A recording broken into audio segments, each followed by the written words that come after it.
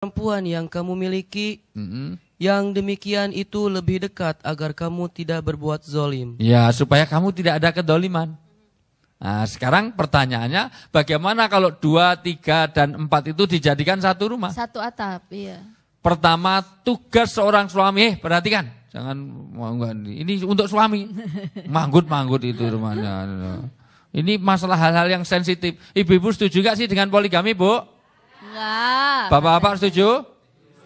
Wah, bapak-bapak setujunya dulu. Dilihat syaratnya dulu.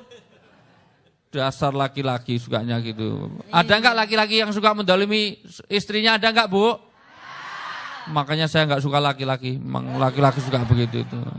Laki-laki itu sukanya gitu. Lihat dulu, tugas seorang suami itu adalah memberi tempat yang layak bagi istrinya. Sesuai dengan kemampuan dia.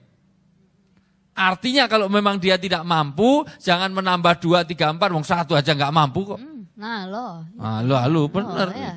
itu. Tapi saya mampu. Tapi saya belum melakukan. Mampunya secara lahir, kalau hanya kesejahteraan gampang, tapi untuk membahagiakan sulit. Kalau hanya kesejahteraan, apalagi di Jogja, mohon maaf, itu kasih telur dadar aja udah selesai itu semuanya. Sehari 5.000 rupiah aja cukup kok hidup di Jogja. Jadi istri saya 5, saya masih kuat. Tapi masalahnya bukan untuk mensejahterakan saja, tapi untuk membahagiakan itu lebih sulit. Maka tugas suami adalah membahagiakan istrinya. Maka ada istilah wa'asiruhuna bil ma'ruf. Seorang suami harus bisa mengerti kondisi istrinya. Istri 4 dikasih 1 kamar, nanti dilarang. Kebangetannya. Karena nanti seandainya seorang istri nggak mau dikumpuli gara-gara kumpulnya itu diketahui atau kedengeran atau terlihat oleh istri yang lain. Karena istrinya 4 cuma 1 bilik, akhirnya terpaksa kasih tutup kacamata hitam supaya ini digilir. Maka dia kalau menolak tidak termasuk nusus, artinya dia tidak durhaka. Oh, diajak jima katanya si istri harus taat pada suami. Mau, tapi gimana dilihat begitu orang, malah di CCTV, malah semuanya lihat, nggak boleh. Karena itu bagian dari privacy, bagian dari aurat yang tidak boleh. Jangan malah istri yang lain suruh tunggu giliran ya. Ini yang pertama dulu, nanti yang kedua, yang ketiga. Ini 5 menit ya, dihitungi 5 menit, 10 menit segala macam. Tidak boleh seperti itu. Ini karena saya juga aneh, tim kreatif kasih judul ya seperti ini. Padahal ada anak-anak 1 aja belum laku. Kamu udah nikah. Pedofili udah kecil-kecil sudah punya. Nah, intinya seandainya satu rumah karena keterpaksaan boleh nggak? Boleh, tapi harus di bilik sendiri-sendiri. Satu rumah disekat. Bikin sekat ya. Disekat. Itu kebangetan laki-laki. Memberanikan diri itu ya. Atau terpaksa 1 atap boleh, tapi atapnya itu sebesar MNCTV ini atapnya, terus disekat gitu nggak apa-apa, karena 2 hektar kan, jadi lumayan 1 hektar sama 1 hektar, nggak apa-apa. Intinya jangan sampai tercampurnya bagaimana privasi dengan privasi yang lain, apalagi kaitannya dengan jima, kaitannya dengan kecemburuan, itu jadi persoalan penting. Makanya di dalam surat Al-Ahzab itu sudah ada yang telepon. Iya, kita tahan dulu Pak De. Iya, oke. Kita sapa dulu pemirsa yang sudah bergabung. Oke. Assalamualaikum. Waalaikumsalam. Halo, assalamualaikum. Iya, waalaikumsalam. Iya, dengan siapa di mana? Dengan siapa Pak? Di mana? Dengan Doni di Jakarta. Iya, gimana Mas Doni? Sebenarnya pertanyaan saya agak sedikit menyimpang nih Pak Ustadz. Maaf, nggak jelas. Kurang jelas ya Pak ya? Pertanyaan saya agak sedikit berbeda. Iya, gimana? Iya. Saya telah menikah dan memiliki anak 1. Tapi istri saya melakukan kebohongan sama saya. Bohongnya apa? Bohongnya gimana? Dia udah menikah 3 kali. Oh, dia menikah 3 kali, tapi bilangnya baru pertama kali. Iya.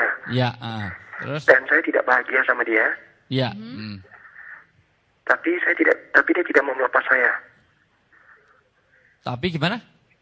Dia tidak mau melepaskan saya. Iya. Nah, tapi mintanya sama orang lain. Nah, apa yang harus saya lakukan, Pak Ustadz? Iya.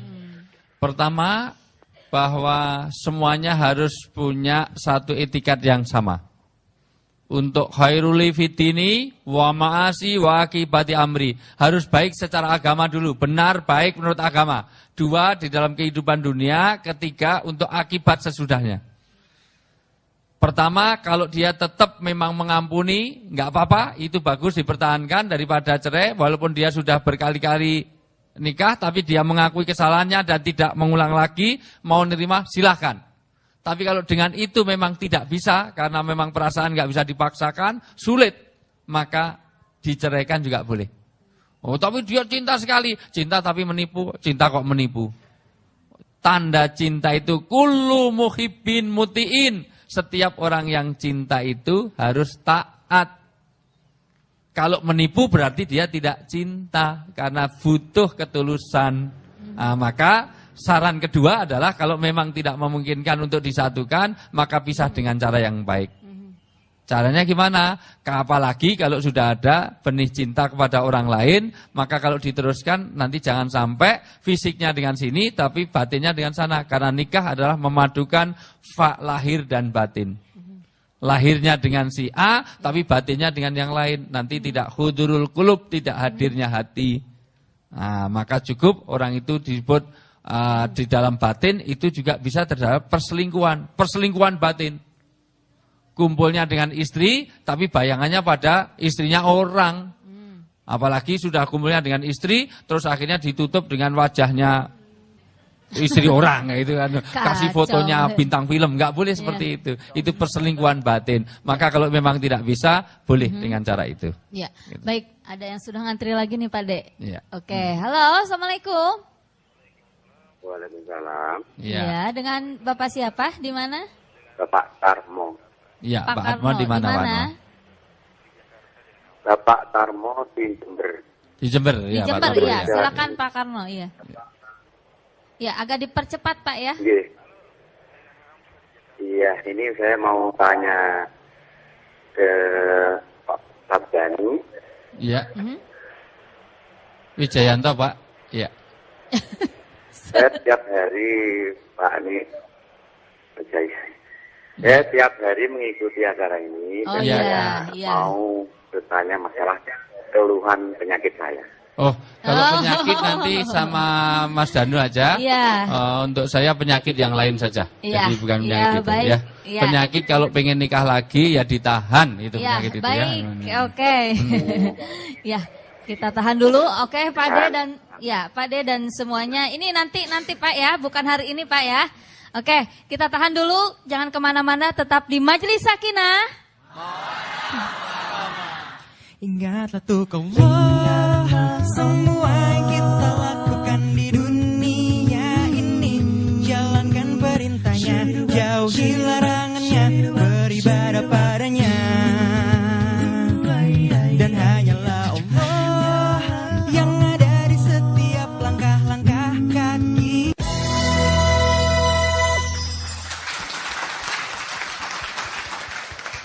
Ya, Majelis Sakinah. Baik Pak De, ini ada beberapa cinta dalam satu atap, ini kan harus adil nih sebenarnya suami itu. Nah, kriteria adil itu sebenarnya harus seperti apa sih ya? Iya.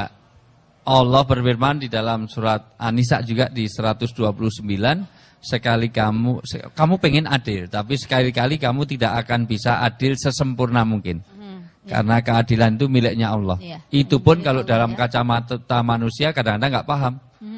Karena kadang-kadang Allah sendiri bisa dilihat kalau orang nggak paham itu keadilan tentang akhirat di dunia ini seolah-olah Allah tidak adil. Nyatanya ada orang itu sudah orangnya miskin, wajahnya jelek, bau, bodoh lagi. Sementara ada orang kaya, wajahnya cantik, pinter, baunya wangi. Kadang-kadang satu sisi sudah miskin, bodoh, sudah begitu rupa. Di mana keadilan Tuhan? Untung ada akhirat. Ada orang yang sholatnya rajin, tapi rezekinya malah nggak lancar. Ada orang yang kafir, kures, jindik, munafik. Ada adzan ngeceh, khaya sholah, yuk nonton bola, teko-teko, mati nengkolah, teko-teko, mati nengkolah. Tapi malah rezekinya malah banyak. Bagus. Ada nggak? Iya, banyak. Ada yang koruptor, malah hidupnya senang sekali. Tapi begitu orang yang soleh, malah tinggalnya di masjid, pakai peci aja udah bundar, nggak ada pojokannya. Sendal jepit aja, bawahnya kasih peniti. Ya kan gitu. Naik sepeda aja sudah krek sudah ditendang malah krek luar biasa. Tetapi kadang-kadang Allah punya keadilan nanti di akhirat. Untung di dunia ini kita punya tafaul, yaitu harapan yang akan datang. Jadi kriteria adil ya kemaksimalan kita. Ya. Kalau yang satu belikan mobil, yang lain juga belikan mobil. Harus ya, harus Iya, sama ya. itu. Tapi nggak kuat. Kalau nggak kuat nggak usah nikah lagi. Iya, makanya tuh. Beli mobil aja nggak laki-laki, kuat ya. kok nikah lagi. Itu semuanya itu. Iya. Artinya sepanjang dia kasih tempat tinggal yang sama, pokoknya kemaksimalannya. Termasuk nafkah batin. Nafkah lahir tadi juga dalam keadilan, nafkah batin. Lah biasanya kita ini nafkah batin nafkah lahir, istri yang kedua, istri yang muda biasanya lebih daripada istri yang tua. Ya kok betul tuh yang alami? Ya betul Bu ya. Oh iya punya pengalaman Bu. Ibu memang punya pengalaman itu. Oh iya. Iya. Gimana Bu? Tolong ini mic-nya coba. Iya. Iya. Kita sharing ya. Iya. Assalamualaikum warahmatullahi wabarakatuh. Waalaikumsalam. Berdiri aja Ibu. Iya. Ya. Saya dari Sulawesi Tengah. Iya. Nama saya Haji Aisyah. Ibu Aisyah. Ya. Iya. Ya. Suami saya udah kawin. Iya. Suami kedua. Yang kedua ya. Iya. Sekarang sudah ditinggalkan mau 5 tahun. Ditinggalkan, Ibu dicerai? Iya. Oh. Belum. Belum, tapi diduakan. Iya. Iya. Jadi sekarang dia mau ceraikan, tapi saya enggak tahu minta solusinya Pak Ustaz. Bentar, dipinjemin dulu mic-nya sebentar. Saya agak ya. Oh ya. Atau lebih dekat aja, lebih dekat Kurang lagi ya. dekat Bu ya. Iya. Jadi sekarang saya sudah mau diceraikan. Sudah mau diceraikan karena ada yang baru tadi. Iya, Lebih seksi, lebih cantik, lebih cantik, bahenol, lebih lebih gitu. muda. Lebih muda, muda. lebih putih, mulus kayak neon ya. Udah Ya, pada Iya. Ini gimana? Enggak, ini supaya kenapa? Inilah bukti bahwa sering orang nikah lagi semangatnya bukan semangat syariat tapi semangat syahwat. Iya. Kalau nikah lagi cari yang lebih muda, lebih cantik, lebih seksi, bahenol, semok, seksi. Terus Ibu? Pertanyaannya jadi Bu? Ya. Itulah saya mau minta solusinya Pak Ustadz karena mic-nya, Bu, agak apakah saya terima perceraian ini atau bagaimana? Iya, Iya, terima apakah perceraian harus itu apa terima enggak? atau Iya. bagaimana? Iya. Sementara disia-siakan, udah Iya. disakiti pula. Oke, Aduh, gitu disakiti. Intinya Iya. istri suami saya nikah lagi itu saya bunuh apa saya yang bunuh diri gitu ya? Iya. Ya. Pertama Ibu, kalau Ibu sudah tidak merasakan bagaimana keadilan tidak ada. Betul Bu? Iya betul. Iya, itulah kelemahannya. Segalanya Iya. tidak ada Pak Ustadz. Udah nggak ada. Iya. Itu laki-laki itu. Ditinggalkan Makanya saya nggak mau utang dengan lagi suami di bank, Ibu juga Pak. nggak mau. Ya, Ditinggalkan utang di bank. Ditinggalkan utang di bank, Iya, itu udah. dijaminkan rumah. Mobil dibawa lari 2. Iya. Pendapatannya untuk istri muda, tapi utangnya untuk istri itu suami apa kayak gitu itu. Orang yang menduakan istrinya padahal dia tidak adil, maka nanti akan berjalan miring di hari kiamat nanti. Artinya dia akan memberi keputusan yang tidak baik, maka Allah pun akan membuat dia miring tersehat-sehat menuju akhirat nanti. Itu hati-hati, itulah sebabnya saya tidak buru-buru untuk mengambil keputusan itu karena tanggung jawabnya itu yang berat itu. Dia seorang polisi Pak Ustadz. Gimana Ibu? Polisi. Oh iya, seorang nggak penting. Polisi yang begitu juga ada, yang TNI yang begitu ada nggak? Iya. Yang sipil ada ya? Iya. Yang pejabat ada nggak? Ada. Yang ulama ada nggak? Ada. Yang pegawai negeri ada nggak? Yang swasta ada nggak? Yang pengusaha ada nggak? Ada. Yang artis ada nggak? Laki-laki. Ya, semuanya ada yang laki-laki jelas ya. semuanya. Ya, itu tidak suami ibu polisi tetapi tidak monopoli polisi. Artinya itu penyakit yang kadang-kadang siapapun. Penyakitnya bukan poligaminya, tetapi berbuat tidak adilnya itu. Ya. Ya. Nah, kalau berpoligami tidak mesti berpenyakit karena itu bukan penyakit itu. Intinya kalau memang ibu sudah tidak menuntut keadilan karena boleh orang itu meminta cerai dalam 3 hal. 1, tidak terpenuhinya nafkah lahir, apalagi ibu ditinggali utang. Iya. Jangan disaur, biarin. Nanti kalau ada yang nagih itu urusan suami. Ya. Karena semua harta kekayaan itu urusannya dengan suami. Tapi hasil saya sendiri tuh rumah Pak. Gimana Ibu? Saya usaha sendiri. Usaha sendiri diambil suami. Malah justru ibu bisa nuntut. Iya. Iya, dulu ada Hindun nuntut kepada Abu Sufyan karena Abu Sufyan itu pelit luar biasa. Kata Nabi, curilah harta suamimu itu karena kurang ajar. Handphonenya berkali-kali ganti, ibu makannya hanya stereo sego setengah tempe separuh. Kadang-kadang makanannya 5K, karak, kerupuk, kubis sama kangkung terus gitu. Oke, akhirnya itu boleh. Yang kedua, jadi saya boleh seorang istri itu minta cerai, boleh asal satu tidak terpenuhinya nafkah lahir, dua tidak terpenuhinya nafkah batin. Ibu sudah ditinggalkan mentang-mentang sudah ada yang baru. Tiga, tidak terjalannya ke jalan yang benar. Tidak Allahu ta'ala. Ibu mempertahankan agama sulit. Misalnya suami malah tidak menganjurkan ibadah, melarang ibadah atau membuat ibadah ibu menjadi kacau. Maka boleh. Kalau gitu cerai saja. Ibu masih muda, insya Allah masih ada yang menggantikannya. Iya, Insya baik. Allah. Itu yang pertama Pak De ya. Yang kedua dan selanjutnya kita tahan dulu ya. Kita sapa dulu pemirsa yang sudah bergabung. Oke, halo, assalamualaikum. Halo, assalamualaikum. Waalaikumsalam. Iya, Iya, dengan siapa di Mina? Bu? Dari Bu Riza dari Riau. Rita dari Riau. Dari Riau. Iya. Iya, silakan Bu. Pas banget, Rita dari Riau. Ya. Assalamualaikum Ustaz. Waalaikumsalam Mbak Rita. Nah, ini kan kita kan udah berkeluarga, udah punya anak 2. Iya. Jadi kakak ipar kita ikut campur dalam urusan keuangan kan. Jadinya dia seolah-olah mengatur keuangan gimana itu solusinya. Kita pun kan nggak enak kalau diatur sama orang lain kan. Gimana intervensi keuangan dari kakak ipar. Kakak ipar ya. Masa sampai keuangan diurus sama kakak ipar gitu. Kan kalau kita istri kan seharusnya kan kepercayaan dari suami udah kita terima. Iya. Nah ini suami ini ikut kata abangnya. Kenapa kok sampai kakak iparnya seperti itu, Bu? Ada reasonnya apa? Ada alasannya apa? Kenapa? Itu dari keluarga kakak ipar itu keadaannya seperti itu, dipikirnya istri adiknya kayak gitu juga. Iya.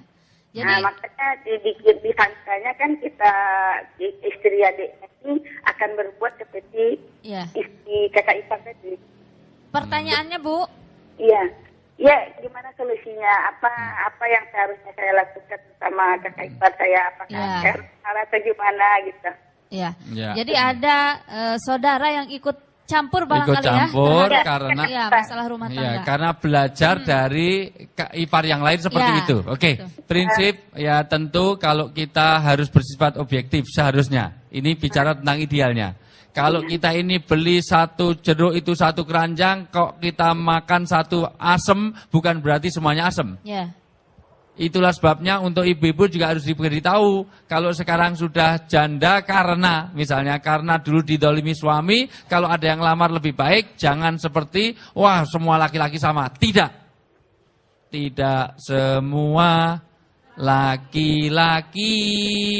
Contohnya, aku ya, itu semuanya. Artinya bahwa kadang-kadang orang seperti itu, karena melihat yang lain seperti itu, maka semua dianggap seperti itu. Caranya sekarang harus diluruskan. Kalau langsung lisan dengan lisan nggak bisa, mangro'a minkum mungkaron falyughayyiru biyadihi, cari orang ketiga yang bisa untuk menjadi hakim, penengah, mediator. Pasti di antara keluarga ini ada, kalau tidak ada, cari orang alul hal wal akad, yaitu siapa? Para ulama-ulama yang bisa didengar. Nah, jadi ibu di Riau sana bicara tentang ulama yang bisa didengar. Ulama itu nanti tidak akan ngember kemana-mana, tidak akan disampaikan kemana-mana, itu masalah internal, supaya dikasih tahu. Karena kalau ibu sendiri yang nyampaikan, terjadi pertengkaran, apalagi itu kakak ipar.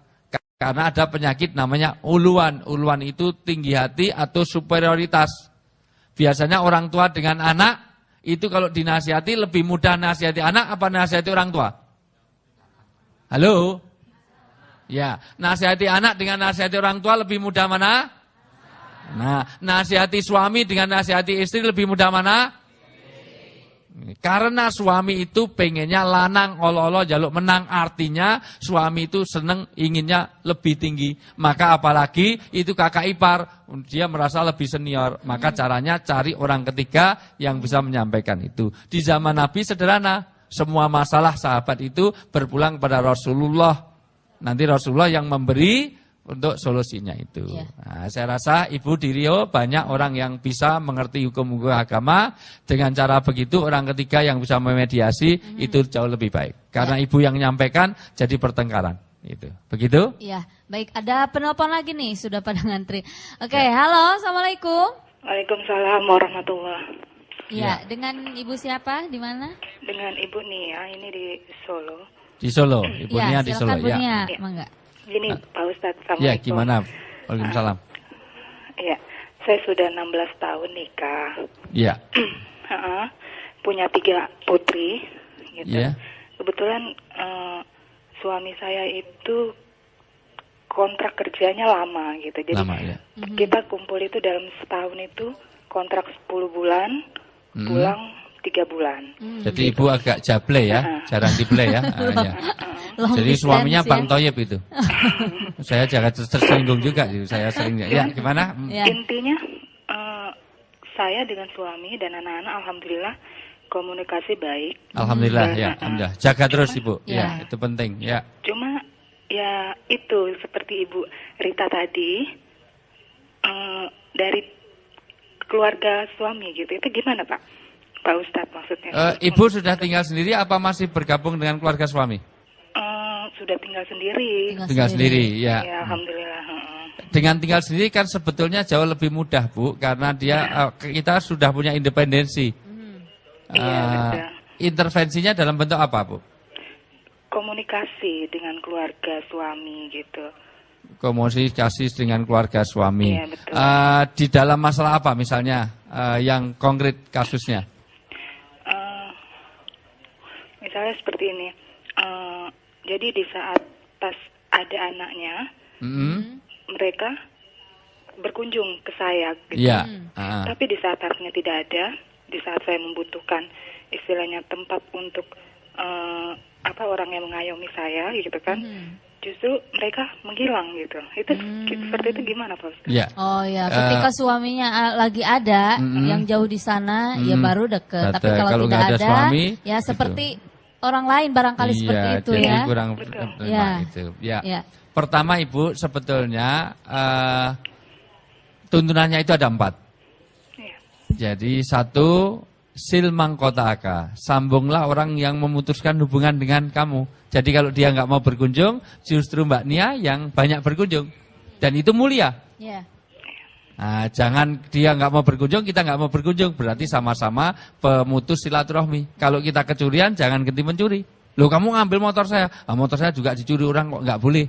Sama-sama pencuri namanya. Itu. 2, wa'fu man haramaka.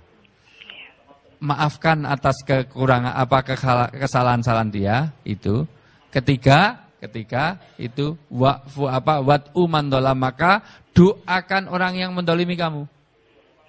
Yang keempat, cari jalan-jalan yang berkaitan untuk bisa jangan sampai, karena kalau nanti sampai itu mati, itu nanti yang menderita bukan ibu, yang menderita justru yang memutuskan silaturahmi. Maka diingatkan.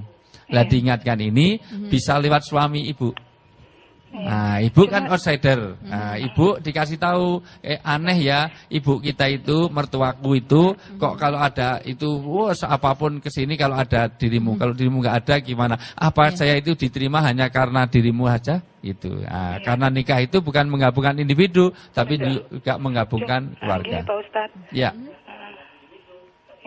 Ya, Ya. ya, terima kasih. Ya. Ya. Kondisi anak-anak sekarang justru yang kena.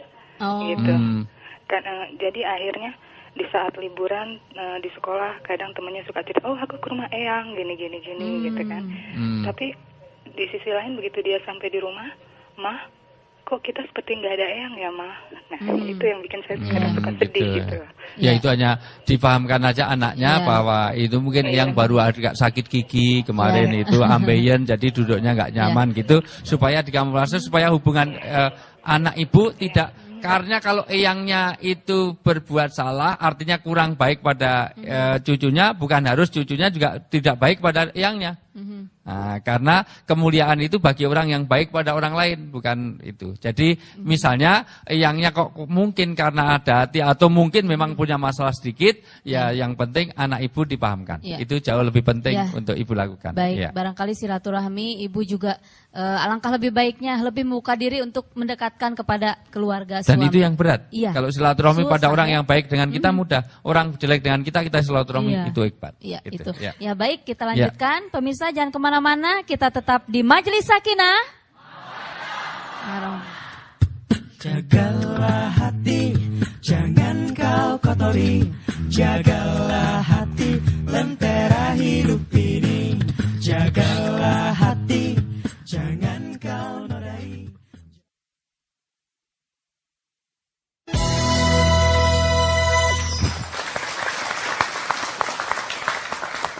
Ya, Majelis Sakinah. Ya, baik Pak Dek. Tadi Ya. ada pembahasan kita yang sempat terpotong nih. Bagaimana seandainya istri boleh mengajukan cerai. Tadi baru satu nih syaratnya nih. Kemudian yang Syaratnya, ketiga, ya, kedua. satu, Mhm. tidak tercukupnya kebutuhan lahir.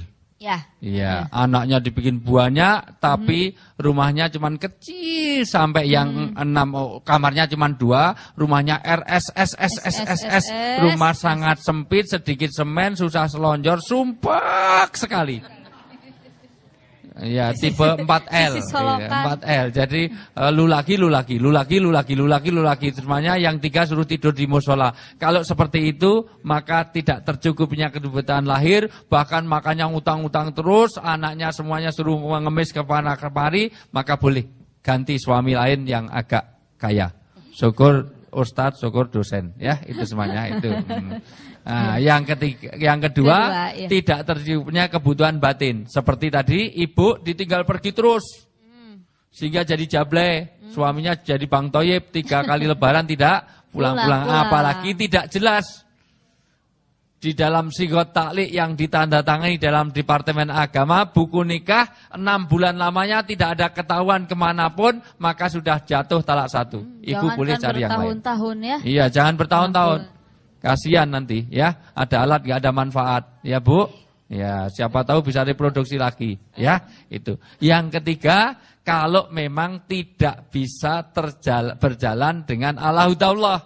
Karena tugas suami itu adalah menuntun istrinya kepada jalan yang benar. Misalnya, suami jelas-jelas tidak mendukung untuk ibadah, apalagi suami sudah pindah agama, sudah tidak seakidah lagi, maka itu cerai secara otomatis.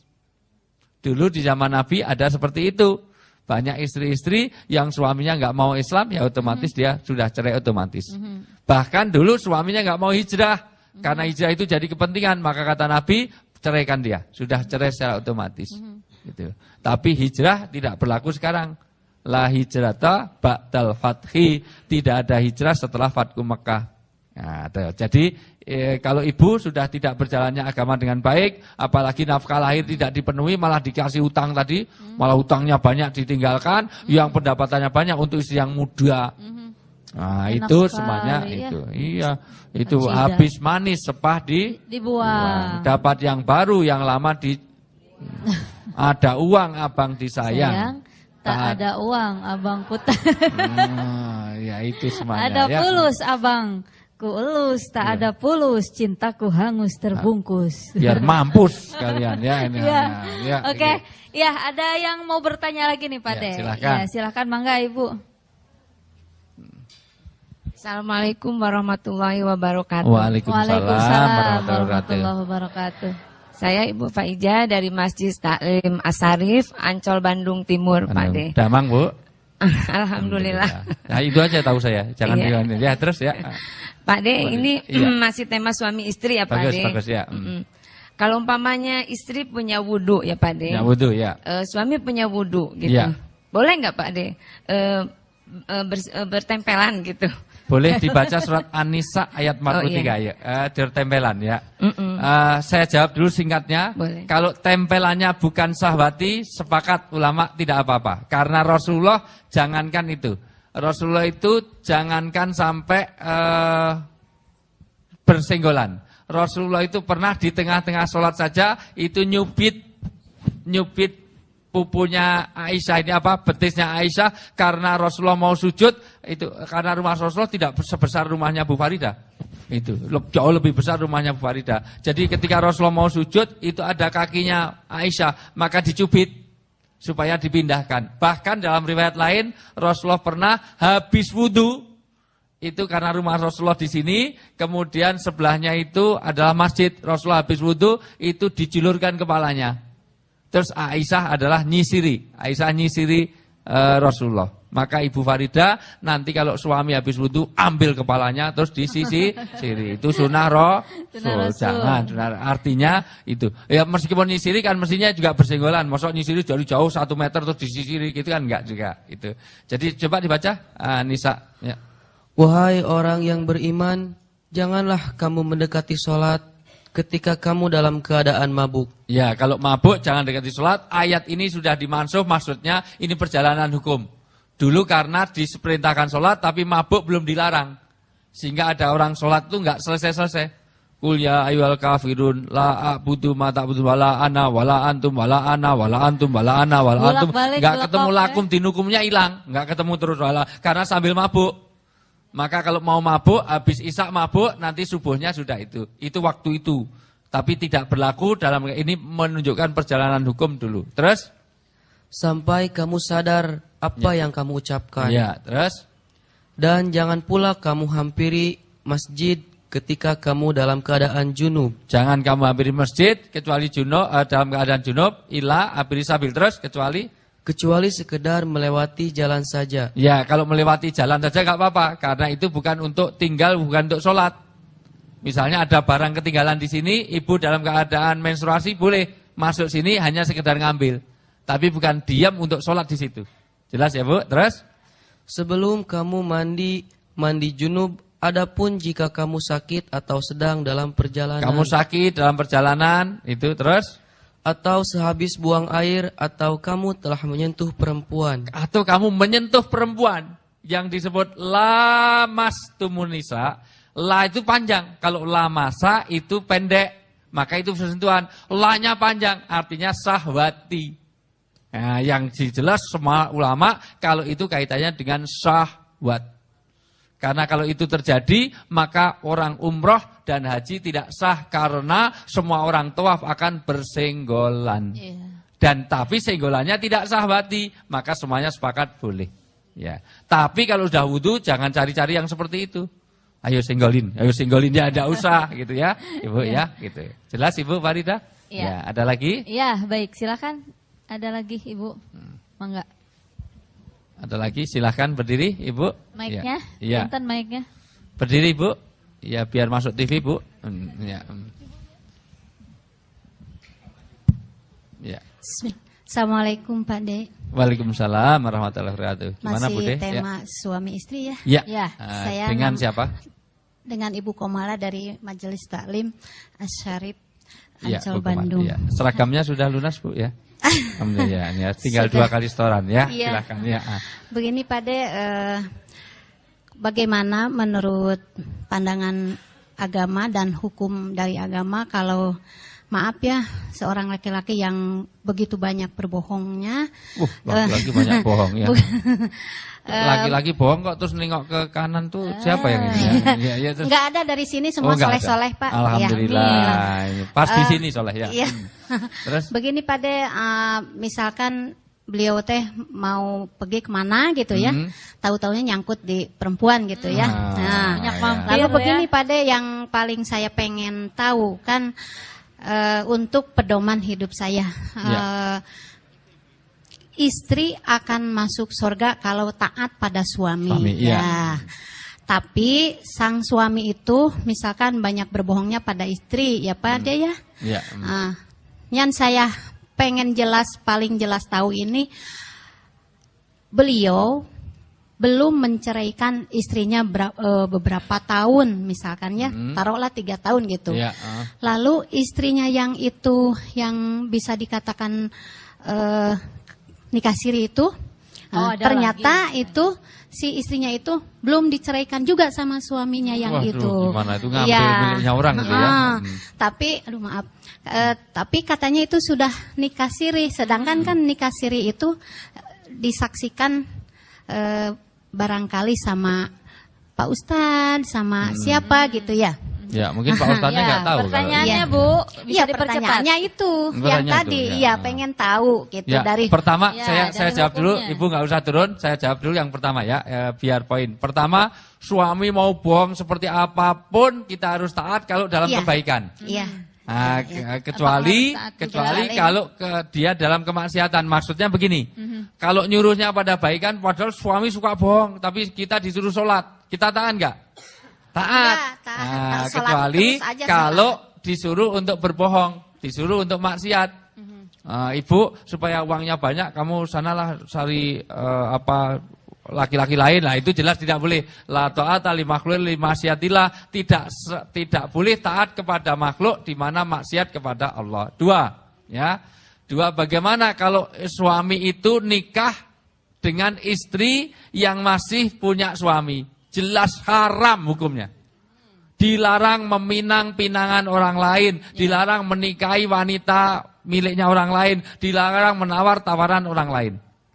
Ya, jadi jelasnya. Kalau itu disaksikan Kiai, mungkin Pak Ustadznya nggak tahu kalau dia belum dicerai. Ya bagaimana itu dengan nikah sirihnya Pak De itu jelas-jelas nggak boleh kan ya? Nikah siri itu ada dua pandangan. Yang pertama, nikah itu sebetulnya tidak ada siri dan tidak siri. Kata Nabi, kalau nikah umumkan pada khalayak satu, sembelihlah cempe, tabulah benderang. Nah, sembelihlah kambing, umumkan pada orang. Jadi nikah itu nggak boleh diem-diem hanya dua orang di hotel terus di kamar hotel, nggak bisa. Harus ada persaksian, ada perwalian. Kemudian itu nikah sirinya, kalau siri yang dimaksud tidak rame-rame, nggak masalah. Maksudnya karena tidak siap cukup dana untuk resepsi, maka nikahnya hanya keluarga dekat, itu nggak apa-apa. Itu juga istilah siri, nggak apa-apa. Yang penting dicatatkan. Yang tidak boleh adalah mengambil istrinya orang. Nah, itu Kalau orang Jogja RDC, rodo curutak, maksudnya dia ngambil miliknya orang lain. Tidak boleh. Itu ya. Terima kasih, Assalamualaikum. Ya, Waalaikumsalam warahmatullahi wabarakatuh. Makanya karena kalau masih istrinya orang, nanti kalau punya anak agak kacau. Yang satu negro, satu Cina. Anaknya kok zebra, lurek-lurek ini ternyata itu. Jadi Salome satu lubang. Rame-rame. Jangan sampai Ya, baik. Intinya sekali lagi, kalau kita mau nikah 2, 3, dan 4, satu, kewajiban suami memberi tempat yang layak. 2, memberikan nafkah lahir batin dan juga mengarahkan perjalanan yang benar. Allah menegaskan supaya menjadi closing kita, kalaulah kamu punya istri, Al-Ahzab ayat 33 dan 34 mengatakan seharusnya kamu memberi tempat pada masing-masingnya secara layak. Masing-masing punya rumah yang layak. Begitu saja. Dan kalau memang tidak mampu adil, nggak usah nikah lagi. Nggak usah ya, semampunya. Setuju Bu? Setuju dong. Ya, giliran monogami setuju. Jadi poligami setuju? Setuju. Jadi kalau nggak punya uang yang cukup, nggak usah nikah lagi, setuju? Setuju. Jadi setuju dengan poligami? Enggak, sudah, tadi setuju. Oke, baik. Untuk lebih mengkhusyukkan dan lebih khidmat acara ini, mari kita bersama-sama berdoa. Silakan Badai. Ya. Mudah-mudahan Allah berkahi hidup kita dunia dan akhirat. Mudah-mudahan Allah rukunkan, Allah tautkan hati kita dengan penuh mawaddah warahmah dan sakinah di antara pemirsa yang sedang melihat tayangan ini. A'udzubillahi minasyaitonirrajim. Bismillahirrahmanirrahim. Allahumma ighfir lil mu'minina wal mu'minat wal muslimina wal muslimat al ahya'i minhum wal amwat innaka sami'un qaribun mujibud da'wat ya qadiyal hajat. Allahumma inna nas'aluka salamatan fidin wa afiatan fil jasad wa barakatan fi rizki wa ziyadatan fil ilmi wa taubatan qoblal maut wa rahmatan wal maut wa maghfiratan ba'dal maut. Allahumma hawin alaina fi sakatil maut wa najata minan nar wal fauza indal hisab wal afa indal hisab. Rabbana atina fid dunya hasanah wa fil akhirati hasanah wa qina adzabannar wa qina adzabannar wa qina adzabannar wa adkhilnal jannata ma'al abrar ya aziz ya ghafar ya rabbal alamin. Wassalamualaikum warahmatullahi wabarakatuh. Waalaikumsalam warahmatullahi wabarakatuh. Iya. Terima kasih atas segala perhatian, mohon maaf atas segala kurangan. Mudah-mudahan acara kita ini tetap selalu memberikan pencerahan untuk keluarga-keluarga kita. Terima kasih Pak D, terima kasih juga untuk pemirsa semuanya. Tetap dan jangan lupa terus saksikan di acara ini. Terima kasih. Wassalamualaikum warahmatullahi wabarakatuh. Majelis Sakinah.